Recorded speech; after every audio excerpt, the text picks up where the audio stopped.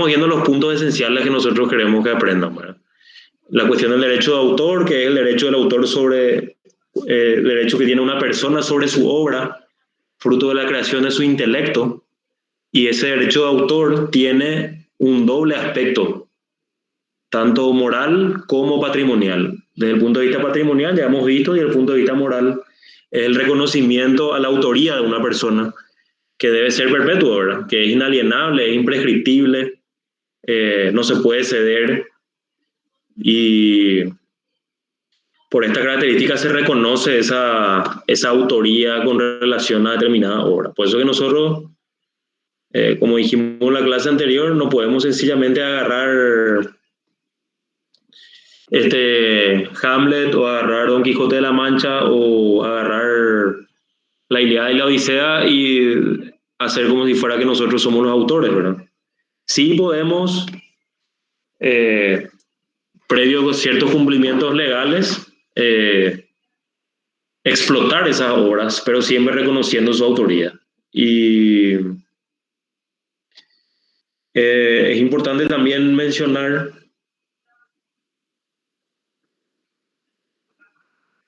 con relación a este punto, justo se me pasó, que bueno, no debemos olvidar esa característica del aspecto moral del derecho de autor, ¿verdad? Y también los pasos o cómo se fue regulando en el tiempo. Nosotros habíamos dicho que desde un momento primitivo o desde los primeros tiempos siempre ha habido creación. El problema está en que anteriormente era difícil y complejo copiar o plagiar, ¿verdad? Que es uno de los delitos relacionados a los derechos de autor. Pero lo que sucede es que Gutenberg con la imprenta promueve el desarrollo de las copias de las obras, tanto para los propietarios de la obra como para los que quieren plagiar, ¿verdad? Entonces allí necesariamente se busca la regulación de los derechos de autor y ya adquiere una característica mucho más fuerte, y la protección jurídica tiene que ya hacerse efectiva, sobre todo con la llegada de la imprenta de Gutenberg, cuyo primer libro impreso, y probablemente, según muchos, el libro más impreso del mundo, o que tiene mayores copias, es la Biblia, ¿verdad? Y después con el Estatuto de la Reina Ana, que ya se reconoce, habíamos dicho siglo XVIII, ya se reconoce, o a partir de Gutenberg, posteriormente con el Estatuto de la Reina Ana, conocido así, se reconoce ya de forma muy específica la cuestión de derecho de autor. Y que no sé qué más hablamos en la clase anterior, porque recuerdo que estuvo muy interesante con relación a eso.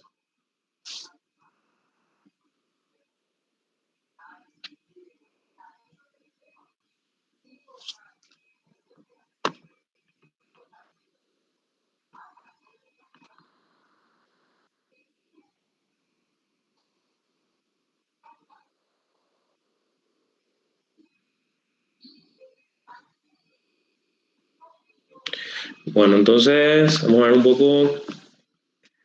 También, obviamente, está protegida la cuestión de derecho de autor en la Constitución Nacional. También la cuestión de derecho marcario, que vamos a ver enseguida. Y para eso pueden ver el artículo 110 de nuestra Constitución, que habla de la protección de la cuestión referente a este tipo de derechos, ¿verdad? Pero siempre, tanto desde el punto de vista del derecho de autor y el derecho de las marcas, están dentro del ámbito de los derechos intelectuales. Y estos derechos intelectuales, obviamente que están inmersos dentro de la esfera, o se puede decir que están dentro de la esfera de la tutela jurídica de los derechos patrimoniales, ¿verdad? Porque tienen valor estos derechos intelectuales.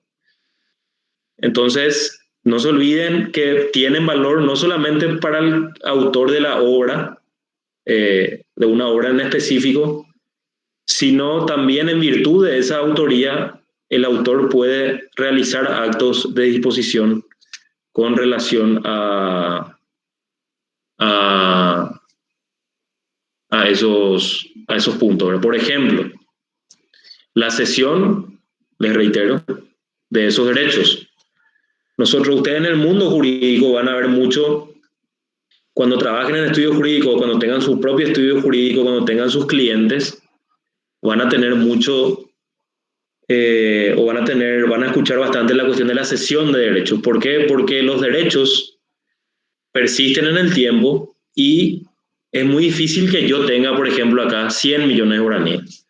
Lo que sí puede pasar es que yo tenga un pagaré a la orden mía con vencimiento en tal fecha y que yo vaya a un banco a descontar el pagaré. Esa figura del descuento de pagaré es una cesión de derecho que se perfecciona por intermedio o por medio del endoso. Y eso, ustedes profundizar en derecho mercantil, ¿verdad? Pero no solamente ese tipo de derechos se pueden ceder, sino cualquier otro tipo de derecho que tengan un carácter pecuniario. Y entre ellos, o no escapa a este tipo de derechos también el derecho de autor. Nosotros podemos cederle a una editorial, ahí en realidad vamos a celebrar un contrato de edición, pero podemos, por ejemplo, con esa misma editorial, cederle los derechos de autor de una obra literaria y que esa editorial nos pague un precio, ¿verdad? Y son ellos los que manejan la tutela y la defensa de esos derechos como si fueran ellos los autores, porque hay un contrato de cesión de por medio. Un ejemplo muy pequeño, pero que no voy a entrar a especificar demasiado porque es un contrato muy complejo, es lo que sucede con la APF y TIO. Allí lo que sucedió fue que TIO, no es tanto derecho de autor, pero sí para que vean cómo funciona la cesión de derechos. La Asociación Paraguaya de Fútbol tiene un contrato o en realidad tiene derechos sobre el fútbol paraguayo, que se rige por las reglas de la APF. La APF es la dueña de los derechos de transmisión del fútbol paraguayo. Entonces lo que hace la APF es cederle esos derechos a TIO por un precio. Pero aparte de cederle los derechos, también le cedió la exclusividad. Y es por eso que ahora tenemos este tema de que hay una cuestión ahí de las otras operadoras que alegan que en virtud de esa exclusividad, la empresa TIO, no la APF, sino que la empresa TIO como que evita negociar con estas otras compañías y eso perjudica al consumidor porque el consumidor no tiene opciones a la hora de elegir porque dicen los denunciantes que hay un monopolio de la empresa con relación a los derechos de transmisión del fútbol paraguayo.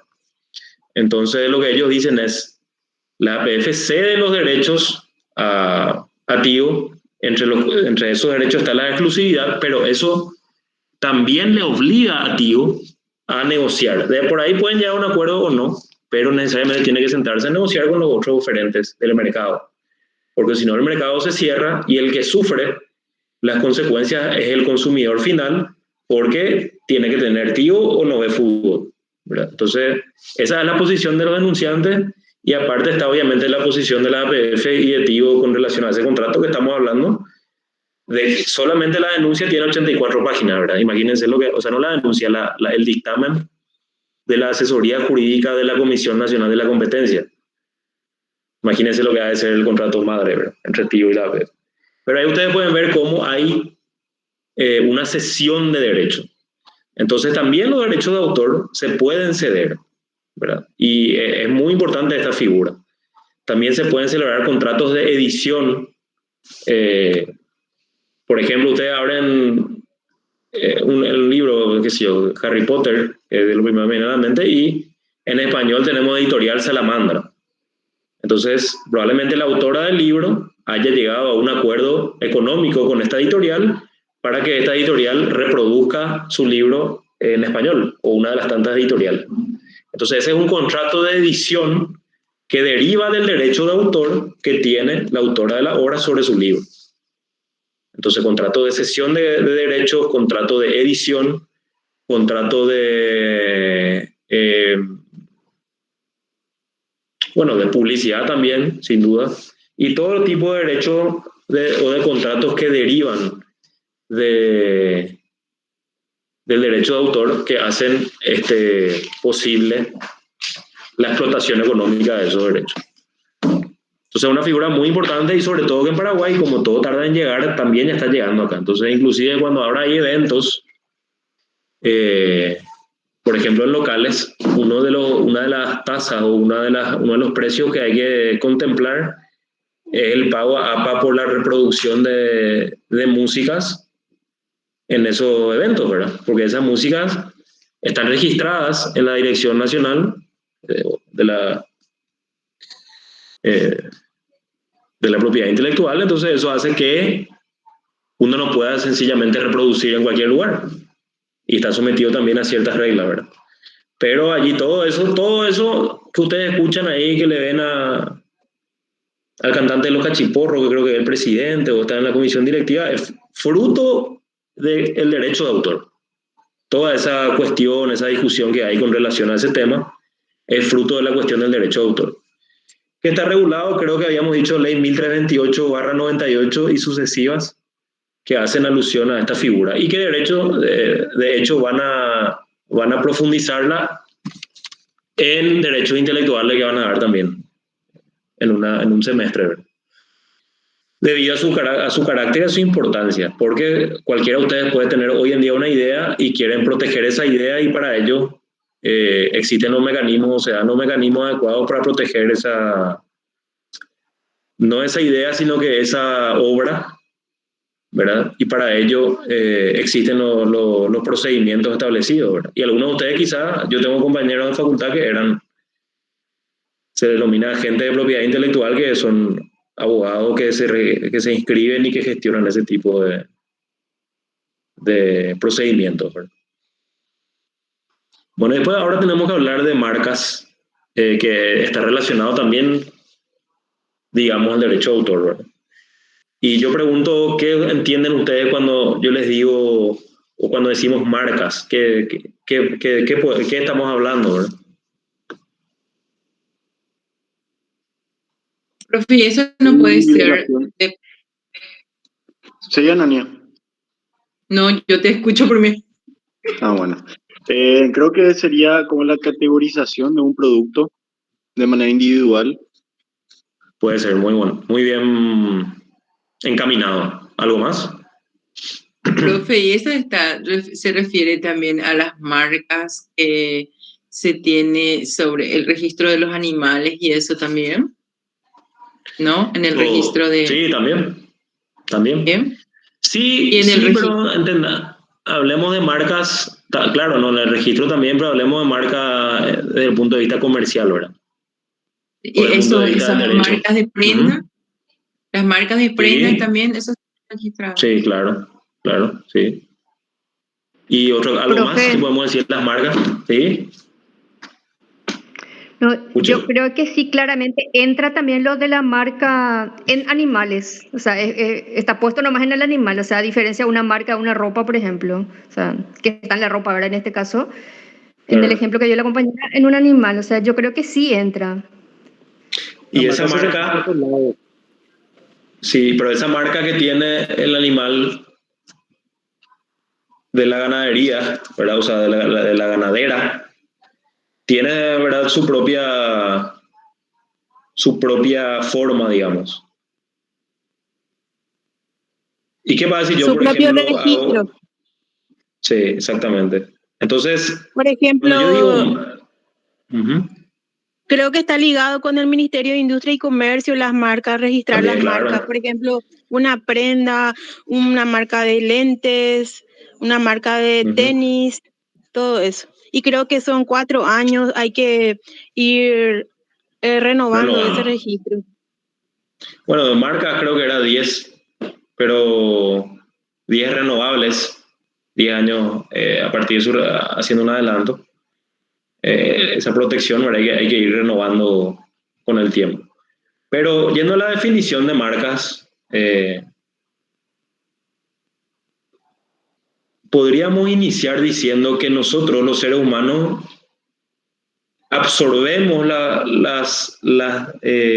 realidad por medio de los sentidos, ¿verdad? Y sobre todo por medio de la vista.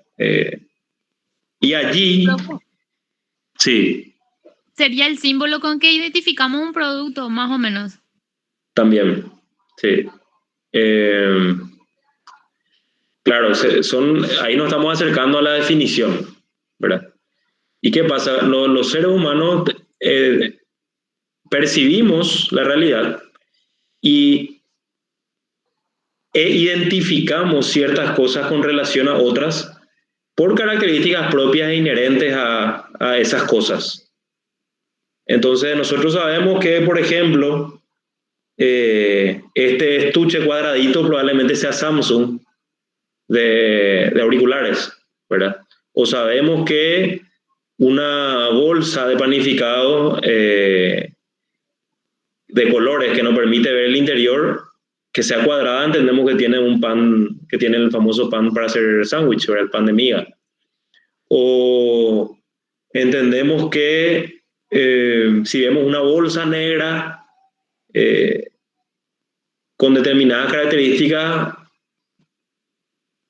distinguimos la marca o asociamos con cierto tipo de ropas, ¿verdad? Que esa bolsa sale de algún tipo de tienda que vende cierto tipo de ropas.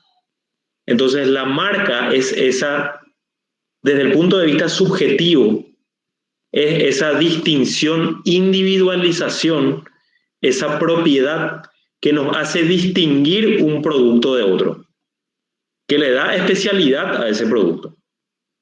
Entonces, por medio de la marca, nosotros asociamos esa combinación de colores, de formas, de letras a un producto determinado.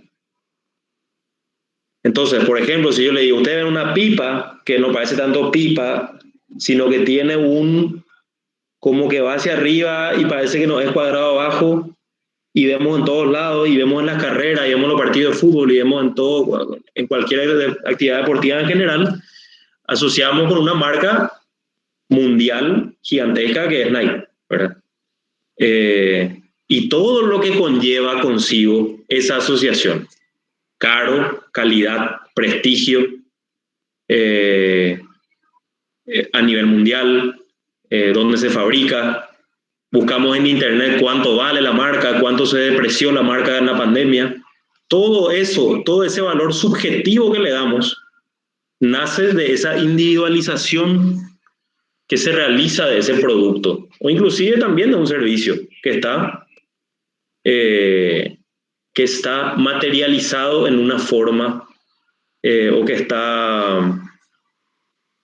un servicio determinado que le damos lo plasmamos en un papel y lo inscribimos a los efectos de identificar nuestro producto, nuestro servicio con una marca determinada. Entonces, esa pipa que nosotros vemos, como le dije, nos identifica o automáticamente nos traslada a 1000 razonamientos que hacemos en un momento, ¿verdad? Determinado. Por ejemplo, si nosotros le vemos en el súper, estamos en la caja y adelante nuestro está una persona que está vestida todo de Nike, digamos, o Verapá, como se dice, y ya asociamos que, bueno, esta persona tiene un poder adquisitivo importante.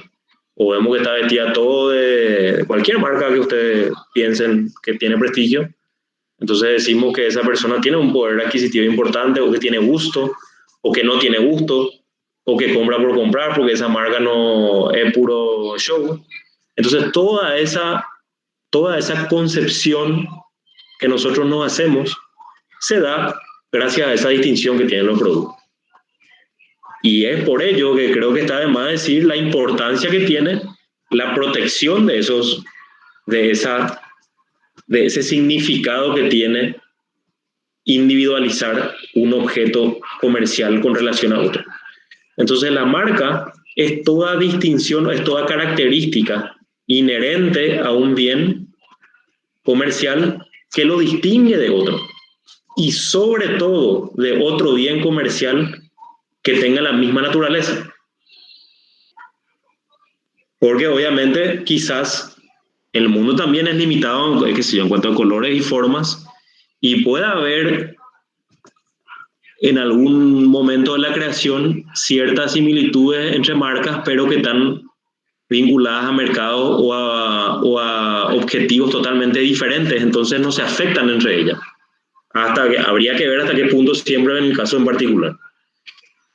Pero entonces la marca es esa individualización de un bien que nos ayuda a distinguir ese bien de otro y sobre todo de otro bien de la misma naturaleza. Entonces, por ejemplo, entre Nike y Adidas, yo veo Adidas y digo también prestigio a nivel mundial, internacional, no paso peladas si tengo, dura, es un poco más barato que Nike, tiene cosas lindas, tiene cosas feas, hay cosas que nos llegan a Paraguay, y todo eso es algo que yo digo nomás ahora pensando, y todo eso nace al ver esa marca, al ver esas 3 rayas, esa particular forma de escribir Adidas, y otros símbolos también relacionados con esa marca. Entonces, imagínense todo el razonamiento que uno hace al ver un conjunto o una imagen que grafica un concepto y que lo distingue a ese concepto comercial de otro concepto comercial parecido, ¿verdad? O que tiene el mismo público o que tiene el mismo fin. Entonces, obviamente, estas personas que están detrás de estas creaciones, porque ya no son creaciones, digamos, del intelecto desde el punto de vista de crear algo nuevo, porque lo que hacen es producen ropa, producen algo que inclusive está amparado por la Constitución, ¿verdad? Que toda persona tiene derecho a vestimenta y demás cuestiones, ¿verdad? Pero automáticamente al ver esa marca nosotros segmentamos y le damos un valor patrimonial, social, económico a una prenda en particular. O sea, imagínense todo lo que conlleva una marca desde el punto de vista de la percepción por medio de los sentidos, sobre todo por medio de la vista, ¿verdad? Entonces, esta marca o la protección de esta marca sin duda es fundamental y esencial para cualquier comerciante, y más aún mientras más crece, más estará interesado en la protección de esa distinción comercial, ¿verdad?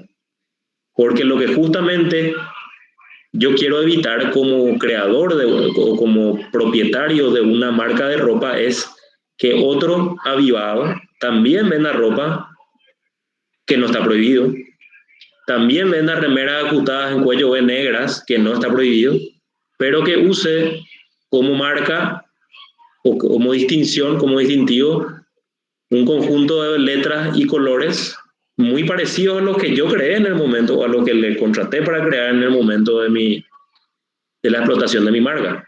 Porque el mercado asocia mi marca con esa marca similar y quizás sea más barata. Entonces quizás a los confundidos, a los que no conocen las diferencias, se le engañe. Entonces el consumidor final decide comprar la otra prenda bajo la creencia de que está comprando otro producto. Entonces esa es uno de los principales objetivos de la protección jurídica de las marcas. Pero también hay otro principal objetivo de la protección de las marcas, que es el plagio. Y como dimos en la lección anterior de derecho de autor, sucede lo mismo con las marcas. Que vos te vas al mercado y encontrás una remera Nike, o te vas a cualquier lado ahora, a cualquier negocio. Entonces lo que hace la gente es, para confundir al comprador, o bien el comprador a sabiendas decide, porque quiere tener una remera Nike y no quiere pagar o no puede pagar, ir a comprar un producto falsificado. Pero para poder reclamar ese derecho sobre la marca determinada, se tienen que llenar los requisitos de forma de acuerdo a cada país para que se proteja esa marca jurídicamente. Entonces nosotros allí podemos solicitar, en virtud de la cuestión del derecho subjetivo, esa facultad que tenemos de exigir el cumplimiento de nuestros derechos como autores o como propietarios de la marca, o como inclusive cesionarios de la marca en el Paraguay. Podemos solicitar un montón de medidas, como ser el secuestro de las mercaderías, la destrucción de las mercaderías, el apercibimiento al propietario del local que vende productos falsificados o que vende prendas falsificadas, y un montón de cosas que giran en torno a la cuestión de la protección de las marcas. Entonces, la marca tiene esa función de distinguir, de separar, de individualizar un producto con relación a otros productos y sobre todo similares.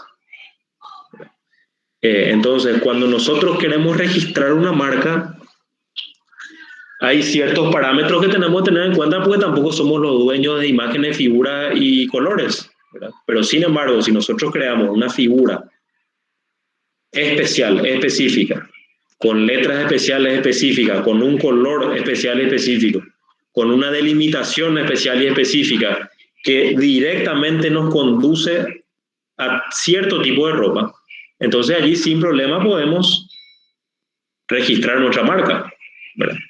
Pero no podemos nosotros registrar tanto, o sea, en cualquier esfera de los derechos intelectuales, no podemos pretender generar, registrar o pedir el registro en la propiedad intelectual de ciertas marcas o de ciertos elementos representativos de derecho de forma general. O sea, no podemos nosotros decir, señores, a partir de ahora no puede existir una marca de ropa cuya forma tenga el color amarillo de fondo.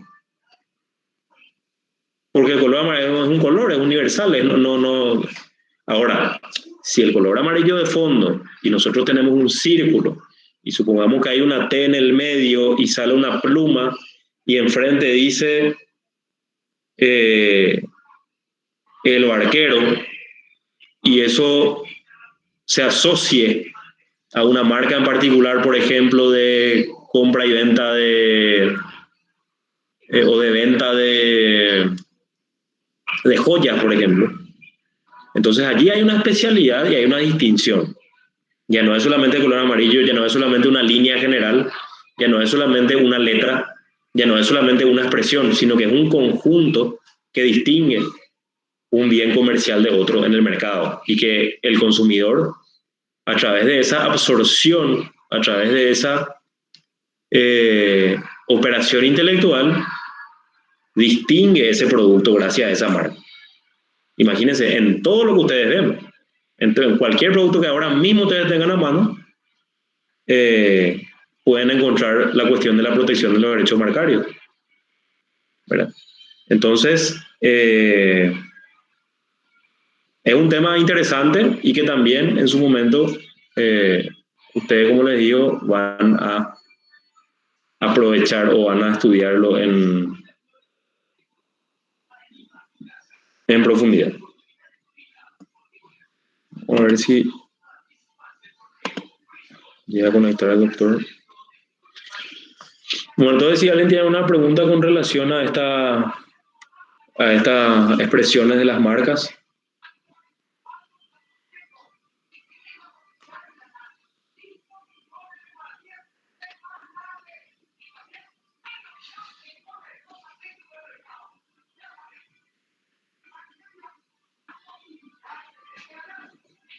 ¿Alguien me puede decir qué dice el artículo 110 de la Constitución Nacional?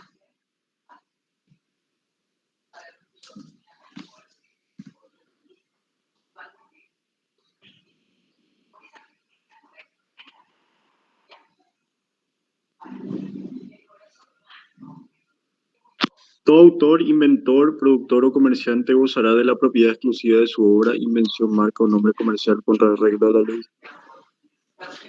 ¿Le damos otra de vuelta, por favor? Todo autor, inventor, productor o comerciante gozará de la propiedad exclusiva de su obra, invención, marca o nombre comercial, con arreglo a la ley. Bueno, entonces ahí tenemos en virtud de la pirámide de Kelsen tenemos la protección jurídica que se le confiere a los derechos intelectuales a partir del artículo 110 de la Constitución Nacional. Entonces, ¿cuál es el artículo constitucional en virtud del cual se rige el ordenamiento jurídico a los efectos de la protección de los derechos intelectuales? Es el artículo 110. Y a partir de allí se crean leyes a través del proceso de creación, aprobación y sanción de las leyes para bajar a la tierra esa protección de los derechos intelectuales, de autor, derechos marcarios y otro tipo también de derechos inherentes a esta rama en específico. Y también existen, con relación a las marcas, también existe la cuestión de los emblemas. Allí lo que yo puedo mencionar es que existen cuestiones también que hacen referencia ya, o bien, dijimos que el plagio es uno de los delitos relacionados a los derechos intelectuales, ¿verdad? El plagio es un hecho punible en virtud del cual una persona copia sin autorización una obra o cualquier tipo de creación realizada en virtud del artículo 110 de la Constitución Nacional y obviamente que esté registrada en los lugares correspondientes. Entonces, el plagio obviamente es ilegal y está configurado como un delito referente a la propiedad intelectual o a los derechos intelectuales. Ahora, contrario a eso, nada nos le prohíbe al propietario de una marca o al propietario de un bien y de una marca ceder la explotación de ese bien y de esa marca bajo ciertos parámetros, que son los contratos comerciales, los famosos contratos comerciales de cesión que se llaman...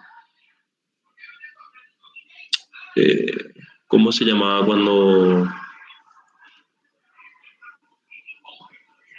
cuando nosotros a cambio de un precio le cedemos la explotación, inclusive le cedemos el concepto comercial a una persona, a una empresa para que ellos lo exploten? Franquicia. Ese no es el set de derechos, profe. Claro, a través de la franquicia, o sea, a través de la figura de la franquicia, lo que hace el propietario es cederle a un tercero el producto en general, con todos sus elementos, marca, el producto en sí, lo que se vende, la temática y otras cuestiones, y este cesionario se compromete a cumplir con esos parámetros establecidos y que distinguen a esa marca o a ese bien o a ese servicio de otros servicios o de otras marcas, de otros servicios en general, o bienes y servicios en general. Entonces, ¿qué pasa? La otra persona nos compra a nosotros todos esos derechos vinculados, todo ese paquete, y se encarga de la explotación. Entonces, esos son los famosos contratos o las famosas franquicias, donde efectivamente hay una cesión de derechos, ¿verdad? Y allí, este cesionario, cuando se produce una cesión de derechos, la relación jurídica se da entre un cedente o propietario y un cesionario del derecho, normalmente a cambio de un precio, ¿verdad? El cesionario paga un precio por la explotación del bien o del servicio, pero sometido a ciertas reglas. El caso de Don Vito, el caso de Petropar, el caso de Petrobras, donde un capitalista, una persona que tiene capital, tiene por ejemplo un terreno, una esquina, y el terreno, luego de realizar los estudios de impacto ambiental y otras cuestiones inherentes a la explotación del suelo, ¿verdad?, tiene ya habilitado el predio para poner una estación de servicio. Entonces, ¿Puedo esa consultar persona, algo? sí, termino esto y ya. Ok. Entonces, esta persona sin problema puede acudir a cualquier oficina, por ejemplo, de Petrobras o de la Ecopetrol o de cualquier sociedad que se encargue de la explotación o de la circulación y de la explotación comercial de combustible, ¿verdad? Y de sus derivados, a pedir un contrato o a proponer celebrar un contrato de cesión o la franquicia de esa marca. Entonces, vos no sos el propietario vos no sos el autor ni el propietario ni de la marca ni el producto en sí. Bueno, en el caso del combustible sabemos que se rige por cuestiones estatales, la cuestión de precios y también de la calidad del producto, por su especialidad. Es muy complejo el tema de los combustibles, pero vos tenés tu estación de servicio, Petrobras, todo con los playeros, con su campera, con su kepi, Petrobras, todo espectacular, pero todo de acuerdo a una forma determinada que a vos te dice quién tiene los derechos sobre, o el cedente, que a vos como concesionario te impone, te dice, yo te voy a ceder, ahora pagame, qué sé yo, $500,000 y el 10% de tu excedente si es que tenés mensual, y cumplime estos parámetros. Entonces allí sin problema nosotros, en virtud de ese contrato, podemos hacer la explotación comercial de ese emblema. Entonces allí nosotros podemos ver cómo perfectamente se ceden esos derechos de autor, bueno, no de autor, pero sí esos derechos marcarios y esos derechos que se tienen sobre el producto, sobre la explotación en general del producto, que hacen justamente más importante todavía la protección de los derechos marcarios, ¿verdad? Porque imagínense que, por ejemplo, Petrobras no tenga registrado, no va a pasar nunca con una empresa tan grande. En el Paraguay, la distinción, o sea, la marca, el emblema Petrobras, y nosotros abramos una estación de servicio y que se llame Petro Paraguay o parecido, que sea el mismo emblema y solamente le cambiamos el nombre y no esté registrado previamente Petrobras. Entonces allí nosotros podemos registrar esa marca y el consumidor quizá pueda llegar a distinguir porque se fue a Brasil o qué sé yo, pero nada a nosotros nos va a prohibir realizar inscribir esa marca, salvo que previamente Petrobras ya haya realizado esa gestión. Por eso que las marcas internacionales, obviamente que vienen a parar acá a traer sus productos, están muy preocupadas en ese sentido, ¿verdad? Siempre se ocupan de registrar sus marcas, todo lo inherente a la explotación de sus derechos a fin de poder protegerlos de terceros que quieran avivarse, ¿verdad? Y hay inclusive estudios jurídicos muy reconocidos en ese sentido. Sí. Silvia. Sí, profe, quería saber si la franquicia también viene a ser sinónimo de esas distribuidoras autorizadas de varias marcas, ¿verdad? No, porque en realidad hay una diferencia, porque en la franquicia, vamos a ver si hay alguna definición, es una forma de negocio, bueno, dice acá, en que una persona o empresa cede a otra el derecho de explotación de su sistema de negocio a cambio de una contraprestación económica. Pero lo que vos estás comentando en realidad es que vos te llamás importadora Silvia y vos negociás con la marca y bueno, sos una importadora reconocida, seria, o tenés una importadora reconocida, seria, y la marca acuerda contigo para traer los productos al Paraguay por medio de tu importador. Entonces vos haces esa gestión de importación de esos productos. Ahora, vos sos importadora Silvia. Entonces, cuando vos compras la remera, ¿verdad? Con toda la etiqueta, etcétera, etcétera, y las respectivas indicaciones comerciales y del Ministerio de Industria y Comercio, qué sé yo, va a haber una parte que va a decir importado por importadora Silvia. Entonces, nosotros siempre, ustedes busquen cualquier producto internacional y van a encontrar que hay una importadora que realizó esa gestión. Esa es una cosa, ¿verdad? Que nosotros como marca le contratamos a una importadora para meter o que se encargue de las diligencias para que ese producto entre a un país, ¿verdad? Ya derivado, bueno, de los derechos aduaneros y derechos y las cuestiones territoriales, ya un poco más complejo desde el punto de vista de la protección jurídica de esas marcas.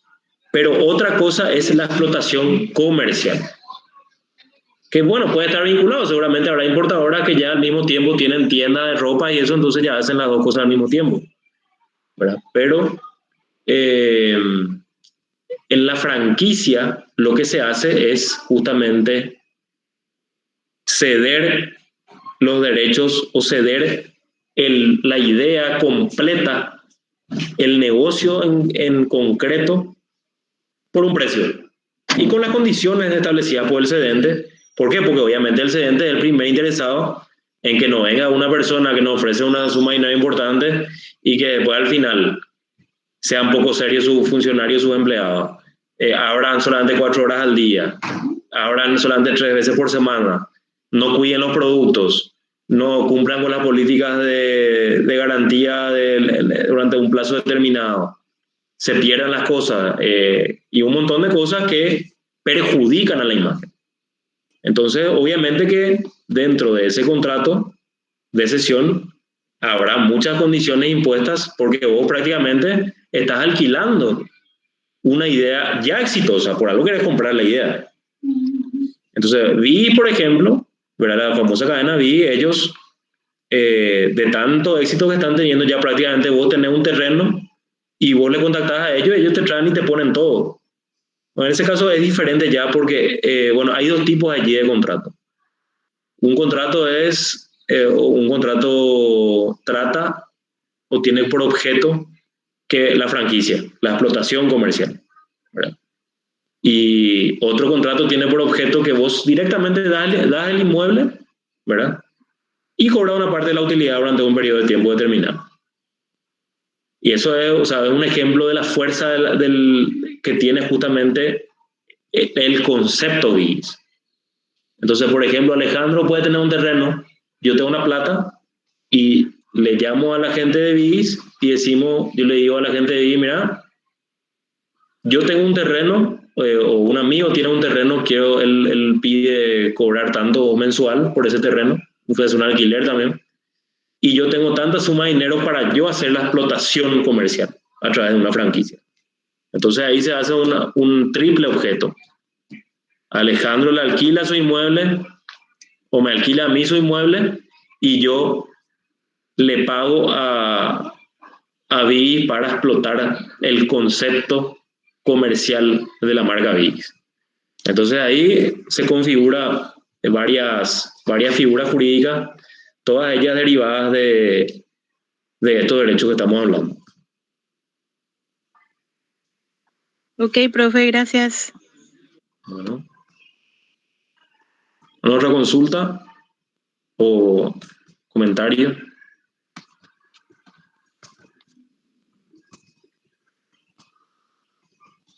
Bueno, después no se olviden de ver el marco de referencia, la ley en el caso de las marcas 1295/98 y sus modificaciones, ¿verdad? Eso es importante que por lo menos sepamos como referencia. Ustedes pueden leer también la ley, ¿verdad?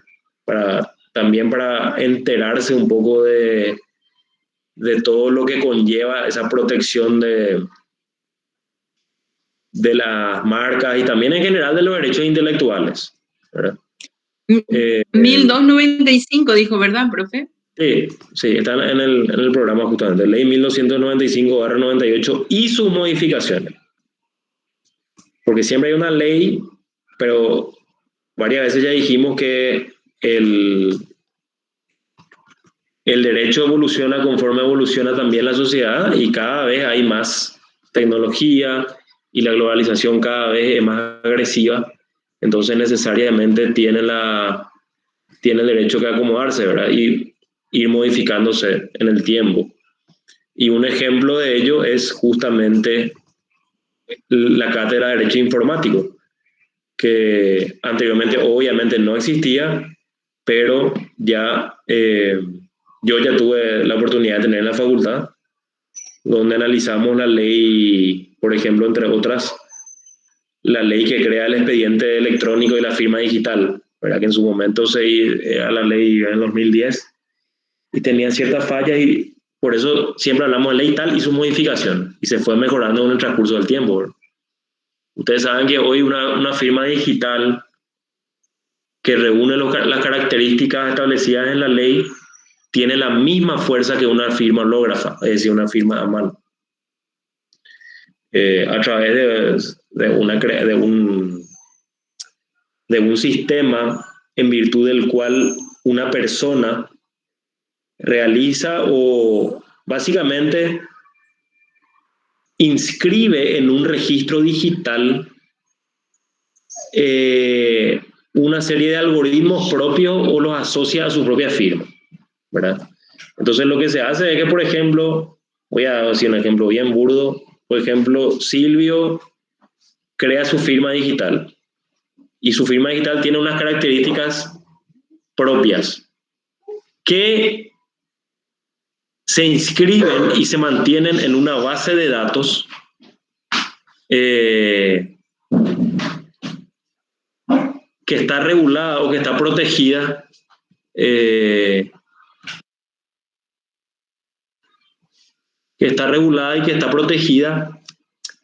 y que solamente ciertas agencias certificadoras pueden corroborar la veracidad de la firma de Silvio.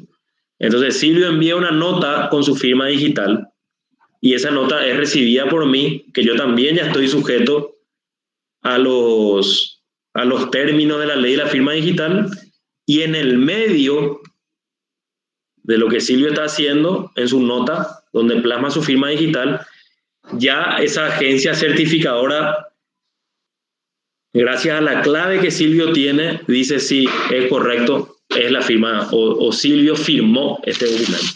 Entonces cuando yo recibo el documento, me voy y pongo ahí la firma digital, pongo el famoso el cursor y ahí ya me sale firma válida, firma certificada.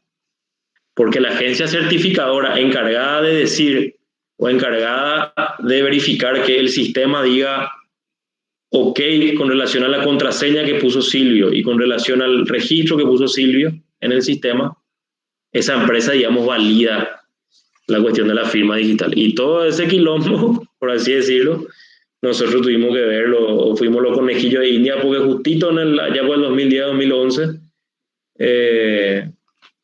entró ese tema y nosotros analizamos la ley y después la ley se modificó, ¿verdad? Pero usted puede ver, el derecho tiene que también continuar o tiene que seguir también a los estándares tecnológicos, ¿verdad? Bueno, voy a mencionar un poquito más acerca de la clase siguiente. Igual nosotros, yo creo que estas dos lecciones, como la vimos muy generalmente, igual toqué, quiero que entiendan que toqué puntos esenciales. No hablamos específicamente, pero todo lo que hablamos es importante. Entonces, que distingan todo esto que les estoy comentando. Yo les quería mencionar también algo importante de la lección 27. La lección 27 nosotros habíamos hablado, de derechos obligacionales o de crédito, pero habíamos hablado de medios extintivos previstos en el Código Civil, ¿verdad? Y ahí lo que les quiero mencionar es hacer una alusión específica otra vez a la prescripción. Esto es totalmente diferente de lo que estábamos hablando, ¿verdad? Y la prescripción es un modo de extinción o de adquisición de un derecho por el transcurso del tiempo. El ejemplo claro de la prescripción adquisitiva o de adquirir un derecho es la usucapión. Porque en la usucapión una persona puede reclamar la titularidad de un bien que no es suyo por el transcurso del tiempo, siempre y cuando se den ciertos parámetros, ¿verdad? Que como habíamos hablado en su momento. Y del mismo modo, a contrario sensu, se puede perder un derecho con el transcurso o por el transcurso del tiempo. Y en este caso hablamos de la prescripción liberatoria. ¿Por qué? Porque le libera al deudor el transcurso del tiempo o al obligado el transcurso del tiempo. Entonces, por ejemplo, las demandas por cumplimiento de contrato, según nuestro Código Civil, se pueden entablar hasta 10 años, o por lo menos las demandas ordinarias que no tengan otro plazo de prescripción, prescriben a los 10 años desde que haya surgido la obligación. O por ejemplo, la ejecutabilidad de los títulos ejecutivos, sobre todo en los pagarés, se pierde a partir de los 4 años de la exigibilidad de esos pagarés.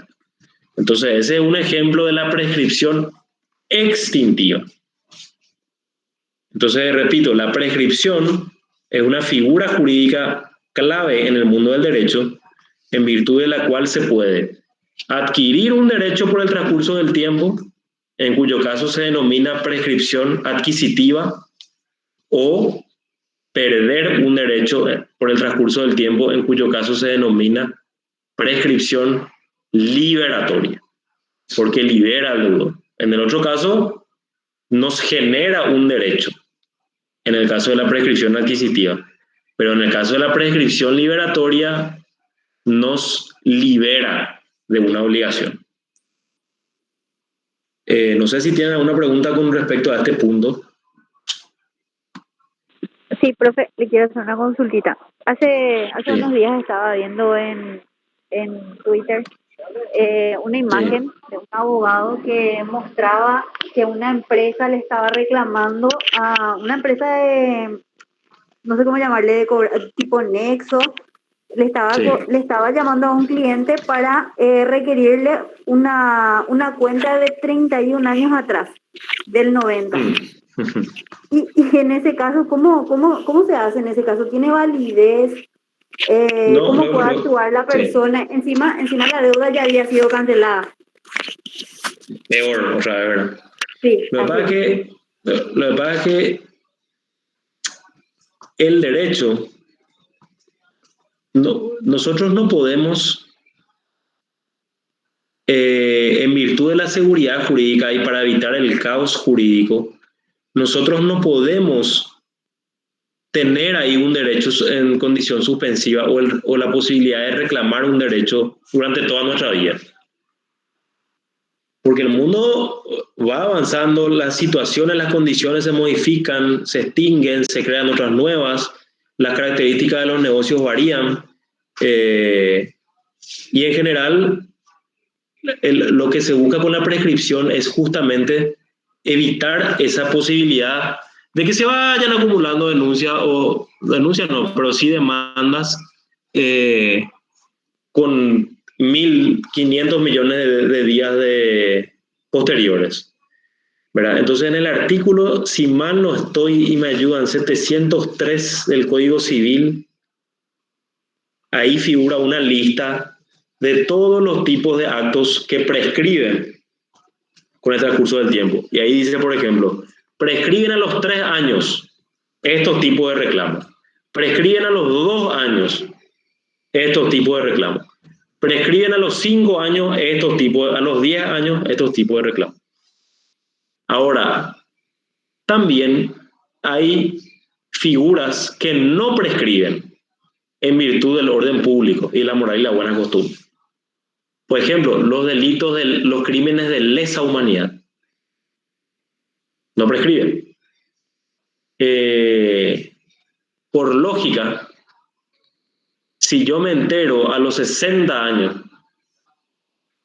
voy a hacer un ejemplo jocoso, pero para que se entienda el término. Yo tengo 60 años y me entero de que mi padre había sido Horacio Carter. Entonces, yo nunca le vi, nunca traté nada. Lo único que sé es que es un empresario muy acabalado. Entonces, lo primero que voy a hacer es voy a llamarle a mi abogado, que va a ser cualquiera de ustedes, a preguntarle si yo puedo reclamar los derechos económicos que me corresponden como heredero. Entonces el abogado se va a ir al artículo que le dije del Código Civil a verificar si esa acción del heredero para reclamar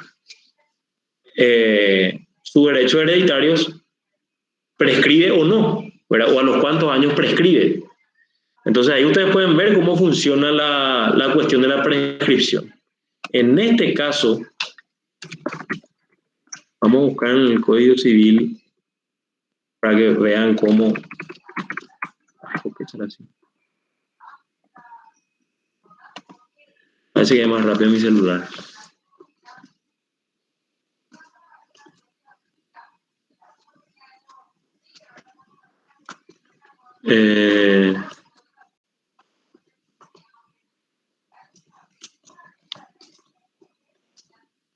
Prescripción por Código Civil, perdón. Ahí me avisa el doctor que no pudo estar porque, creo que ustedes saben que él es presidente de la divisional, justamente la APF, y ahora están con todo este tema del contrato y no pudo estar, ¿verdad? Porque estaba en una reunión con los clubes. Imagínense cómo está ese tema, ¿verdad? Bueno, entonces acá vemos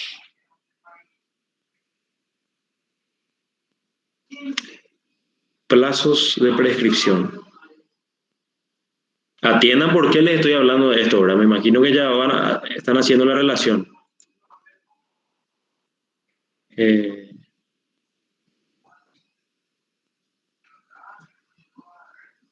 Código Civil. ¿Ustedes ya tienen sus códigos civil paraguayos? Sí, profe. Es bueno que tengan en físico. Hoy en día, en mi época todavía vivíamos con el físico, ¿verdad? Es cierto que hoy en digital podemos tener con un clic, pero es importante que tengan el físico. Creo que ya les expliqué luego, ¿verdad? Porque ahí ustedes pueden marcar, ustedes pueden hablar, justo en aquella clase, ¿por qué será que marqué tal artículo? Sobre todo la prescripción, le va a ayudar muchísimo en su carrera, ¿verdad? Es importante. Yo recomiendo eso como una recomendación personal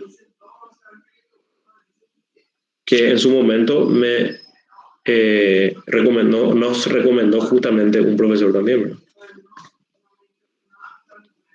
Profe, ¿no es el artículo 648? Puede ser. Ok, prescripción liberatoria ya es 632, que ya les comenté. Artículo 657 del Código Civil, pregunta examen. En realidad, lo que les quiero decir es que esto va a salir en el examen.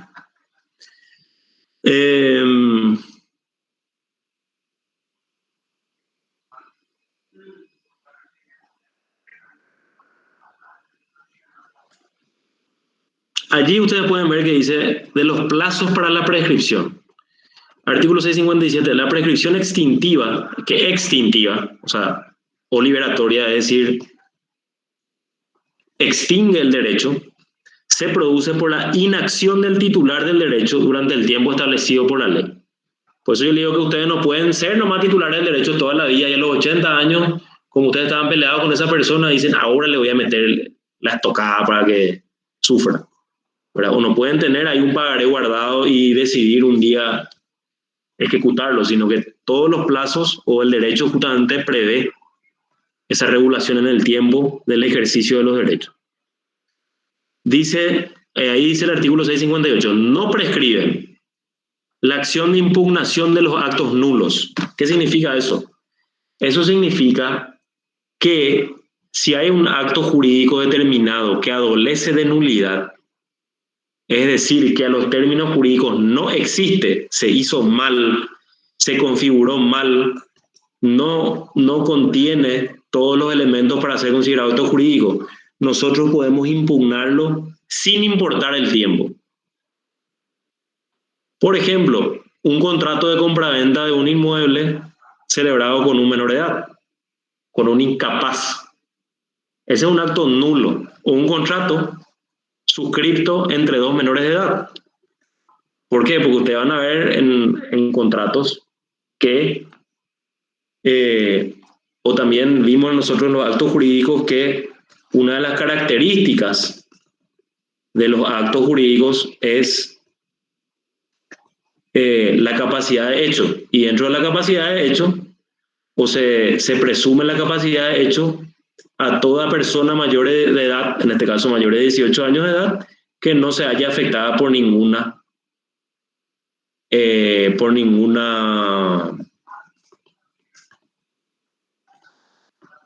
imposibilidad jurídica, ¿verdad?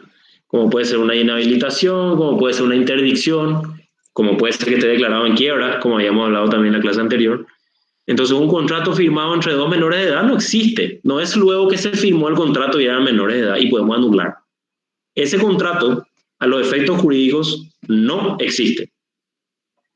Entonces, el día de mañana, nosotros, si termino más con esto, podemos atacar ese contrato porque ese contrato es nulo y nuestro Código Civil dice en el artículo 658 que no prescribe luego la acción de impugnación de los actos nulos.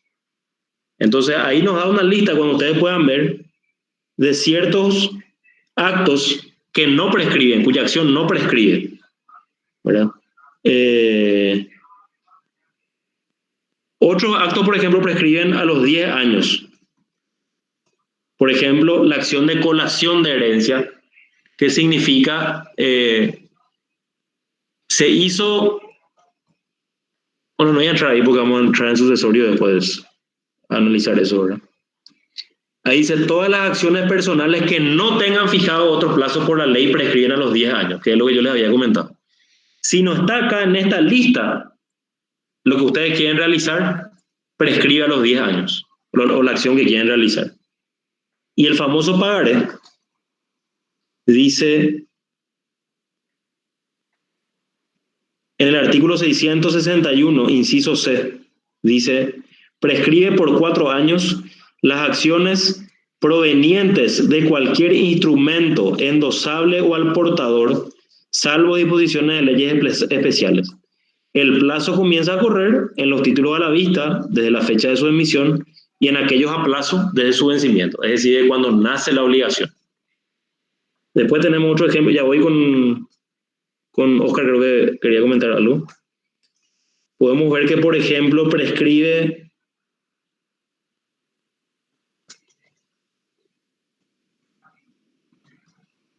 por 6 meses, según el artículo 667, prescribe por 6 meses la acción del comprador para rescindir el contrato o ser indemnizado por la carga o servidumbre no aparente que se omitió mencionar. ¿Qué significa esto? Esto significa, por ejemplo, yo compro un inmueble. Compro un contrato privado, ¿verdad? Ya sabemos que hay ciertos actos que son formales y que se tienen que hacer por determinadas formas y la compraventa de inmuebles se tiene que hacer por escritura pública. No obstante, se pueden firmar contratos privados, ¿verdad?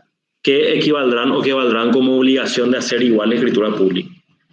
Por eso cuando ustedes firman un contrato de compraventa de vehículos, sepan, como compradores, que en cualquier momento el vendedor les puede exigir a ustedes que paguen o que se realice la escrituración. O sea, eso se presume en la ley. Ustedes pueden circular con un contrato de compraventa privado. Ya hablamos de eso también, de las consecuencias en los accidentes.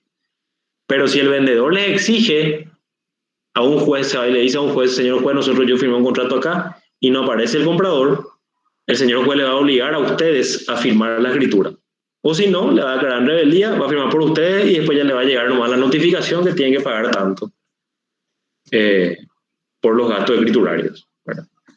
Pero independientemente de eso, dice, o sea, lo que quiere decir esta figura, este artículo 667, que dice, prescribe por 6 meses la acción del comprador para rescindir el contrato, es decir, para dejar sin efecto, o ser indemnizado por la carga o servidumbre no aparente que se omitió mencionar. Vos compraste un inmueble en el Chaco y así había una servidumbre de paso en el inmueble, que es lo que habíamos hablado en derechos reales.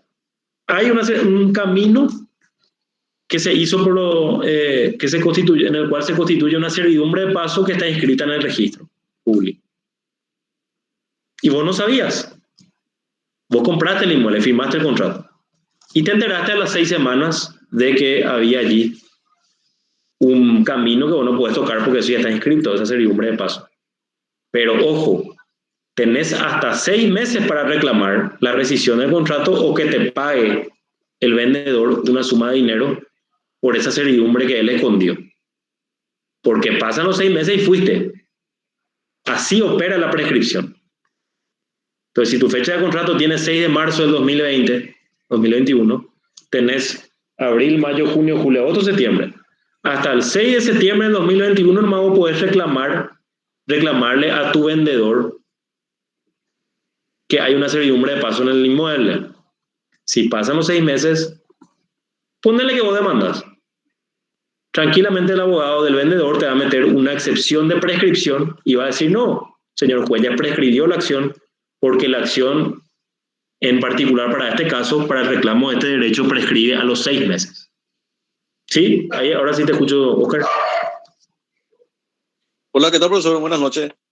Buenas Tengo que hacer una noches. consulta. Yo me dedico también a ser intermediario en venta de terrenos y casas acá en mi barrio, ahora con mi vecino, ahora. Sí, sí, sí. Ya vendí 2 casas, pero ahora mismo tengo una situación en la que el vendedor está en Argentina y yo tengo su contrato de compra, ahora compra-venta con del señor que él le había comprado ahora.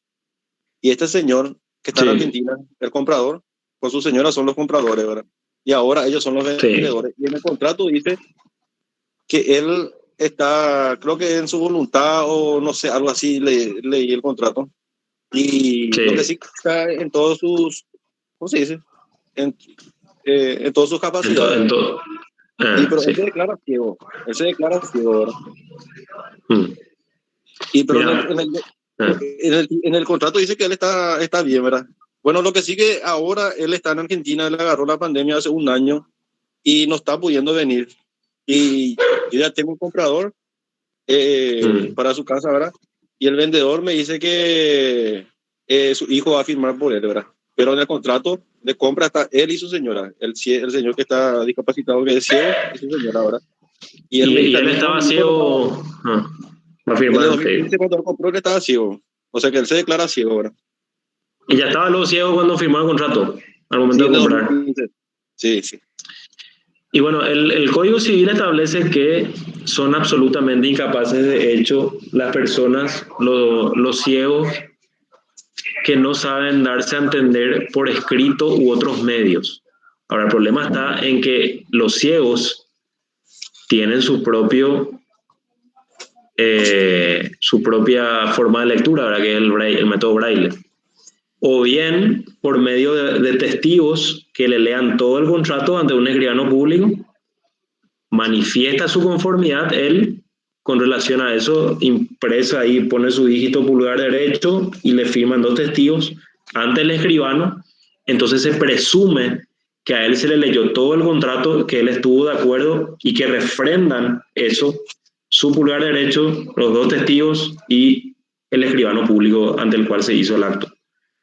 Pero en este caso, en este caso, y la escritura, ya sé, ¿quién es el propietario registral? O sea, tiene que haber una escritura pública.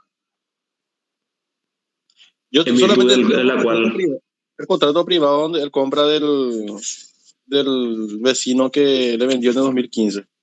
Eso más yo bueno, tengo y ahora. el vecino sigue siendo el propietario registrado. Por eso le dije, ahí justamente voy a poner un ejemplo de cómo hay ciertos contratos. Ese contrato es válido suponiendo que se pueda demostrar que la persona ciega entendió todo lo que se le dijo, ¿verdad? O todo lo que figura en el contrato. Pero es válido solamente para las partes. Porque el propietario registral, como todavía no se hizo la escritura, es el vendedor que todavía no le vendió por escritura pública. Sí le vendió por contrato. Sí. Pero todavía no formalizó por escritura pública. Entonces si tu comprador te pide escritura pública, va a tener que firmar la escritura el anterior propietario registral del 2015, que todavía no transfirió por escritura pública, con la conformidad de tu comprador que ya firmó por contrato privado. Entonces ahí ese contrato privado, si bien tu comprador no tiene nada que ver y no tiene por qué enterarse de ese contrato privado, sí a tu vendedor se le puede complicar porque el comprador que está en el medio, que se le vendió por contrato privado, puede atacar ese acto y puede decir, mira, nosotros tenemos acá un contrato en el medio y vos vendiste el inmueble. Pero eso no es el problema de tu tercer comprador. Pero si él no tiene conocimiento del contrato ese que firmaron entre ellos. Pero en general, lo que vos me consultabas, la cuestión de que es ciego, habría que ver porque cómo vos demostrás que él entendió los términos del contrato, ¿verdad? Bueno, ¿Y cómo se pagó, ¿verdad? Sí, mi consulta es, él está en Argentina ahora, ¿verdad? Y me dice que su hijo no me va a firmar, que él tiene allá, o sea, que él autorizó a su hijo para que firme por él, ¿verdad? Sí. Y eso es lo que a mí no me cierra mucho porque ¿cómo va a firmar su hijo siendo que él no figura acá como comprador en este contrato que yo tengo? Entonces y tenés que pedirle un poder. Así mismo decirle, pedirle un poder que haga ante un escribano público en Argentina. Y ese poder después acá se refrenda, creo que en el consulado en la embajada argentina. ¿Verdad? Entonces, que haga su poder allá y que vea su situación a través de las leyes argentinas, cómo se puede hacer un poder para que el hijo pueda suscribir todos los actos y contratos relativos a transmisión de derechos, en este caso de venta de inmuebles, ¿verdad? Suscribir todo tipo de... Pero que tenga un poder, porque si no, no te va a vincular nunca. No hay forma de vincular. Sin ese poder, entonces no puede firmar nada en la causa. No me sirve a mí que el hijo firme, ¿verdad? Con el nuevo comprador. Y puede firmar, y eso se llama gestión de negocios ajenos, pero la figura tiene que ser,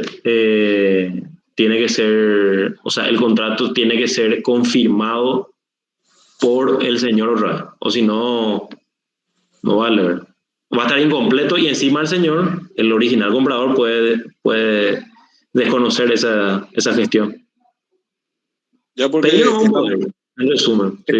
Estamos nosotros calculando pagar el pasaje acá y que él venga en avión y que él venga a firmar, ¿verdad? Sí. Eso estamos calculando porque el poder pues, va a tardar mucho tiempo y muchísimas gestiones. Un mes y medio para tardar el poder. ¿Cuánto? Un mes por ahí, un mes y medio. Porque ahí escribí en el registro de poder de Argentina. Sí, entonces conviene más traerle nomás al señor. Esa es nomás mi duda. En resumen. Bueno. Muchísimas gracias. Vale. No sé si Fernando o Clarice me figuran una manito. Yo ya hablé de rato, bro. Ok. Yo quería consultar en base a lo que dijo Laura del caso de ese señor de hace 30 años con el tema de la denuncia. Sí. En el clase pasada habías dicho que el pagaré vence a los 4 años. Salvo caso desde su vencimiento. Sí. Salvo caso que se realice la demanda ordinaria, sí. ¿Qué pasa, por ejemplo? O sea, que ponerle que el pagaré se le vendió a Nexo. ¿Y cuánto tiempo todavía tiene Nexo para ejecutar esa demanda? Y ponerle otra vez de vuelta, Nexo le vuelve a vender a otra empresa porque no puede. ¿Hasta cuántas veces? Claro, 4 años de vencimiento de la obligación. No importa si vos cedes en el medio. Eso ya no influye. O sea, la obligación es con relación al firmante del pagaré. Y a partir de los 4 años ya no es considerado un título ejecutivo. Pierde la ejecutividad. Siempre se me complica. Pierde la ejecutibilidad. Sí. En este caso, entonces, no tiene validez la demanda de querer que están imponiendo a esa persona. O sea, como título ejecutivo, no. Claro. Como título ejecutivo, no. Como título ejecutivo. Ahora, eso no impide que dentro del plazo de 10 años, tampoco para siempre, pueda reclamar el cumplimiento de la obligación por otro tipo de juicio, ¿verdad? Pero como título ejecutivo ya dura 4 años del vencimiento de la obligación. Pero ¿y cuántas veces es legal la venta del pagaré? Porque dice que a veces te venden una vuelta y No, y no importa, porque no importa porque el vencimiento del derecho es con relación al deudor, no con relación al acreedor. O sea, puedo firmar un pagaré cuyo vencimiento es el 15 de mayo de 2021 y ese pagaré, si el acreedor quiere demandar en juicio ejecutivo, aunque se haya cedido 1 o 10 veces, tiene hasta el 15 de mayo de 2025. Si llega a esa fecha y no demandó por juicio ejecutivo, va a tener que buscar otras alternativas, otro tipo de juicio. Pero ya como título ejecutivo, donde no se discute, o sea, en el juicio ejecutivo donde no se discute la causa de la obligación, ya prescribió la acción. No importa la cesión. Vos podés ceder 3, 4, 5 veces por un precio, un pagaré, que es un título de crédito, un título representativo de valor, si se quiere. Pero no por eso vuelve a nacer la obligación con relación al deudor. El deudor firmó un pagaré con un vencimiento. Él se obliga y se pagaré a la orden de tal persona el día 15 de agosto del 2021. Esa es su promesa de pago. Porque justamente el pagaré es una promesa de pago. Ahora, si pasó 4 años del vencimiento, independientemente a las sesiones que se hagan del pagaré, de los derechos emergentes del pagaré, ya no se puede demandar por juicio ejecutivo. Después, si quieren, le puedo explicar en otra clase la diferencia entre los juicios ejecutivos y los juicios ordinarios, pero no está en nuestro programa, pero podemos hablar en algún momento en una clase de repaso, para que puedan entender más o menos la diferencia entre los famosos juicios ejecutivos y los juicios especiales y los juicios ordinarios también, porque hay 3 tipos de juicios según el Código Civil. Bueno, vamos a terminar por hoy con estas lecciones. El viernes no hay clase, así que nos vamos a encontrar el próximo miércoles. Vamos a tener ya probablemente la nota de los trabajos prácticos y vamos a tratar de terminar la semana que viene el programa. Si quieren, ustedes pueden hacer una lista de las cosas que quieren repasar o de los conceptos que quieren repasar y vemos también en clases de repaso posteriores antes del examen final.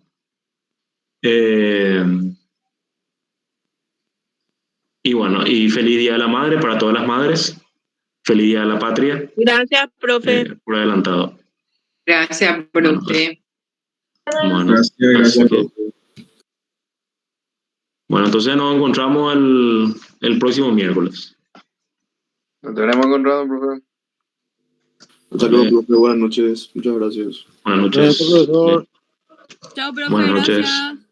Sí, profe. Hasta luego.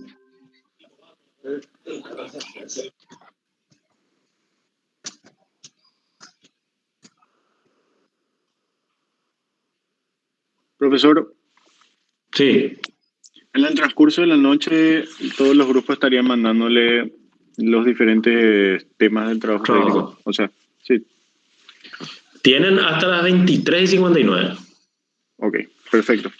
Así es la cuestión. Buenas noches. Buenas noches, profesor. Hasta luego. Buenas noches, nos vemos. Hasta luego.